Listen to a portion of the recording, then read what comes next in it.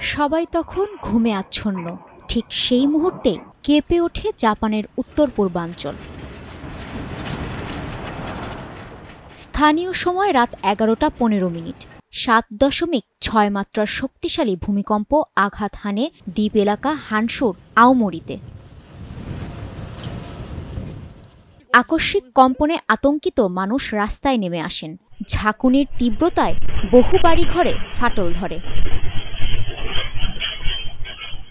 শক্তিশালী এ ভূমিকম্পের তাণ্ডবে আহত হন বহু মানুষ। বিদ্যুৎ বিচ্ছিন্ন হয়ে পড়েছে 2000-এরও বেশি ঘরবাড়ি।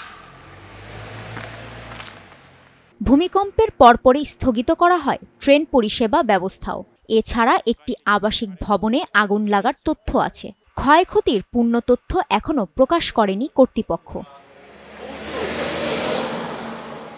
জাপানের আবহাওয়া সংস্থার তথ্যমতে আওমোরি অঞ্চলের উপকূল থেকে প্রায় 80 কিলোমিটার দূরে সাগরের তলদেশের 50 কিলোমিটার গভীরে এই ভূমিকম্পের উৎপত্তিস্থল।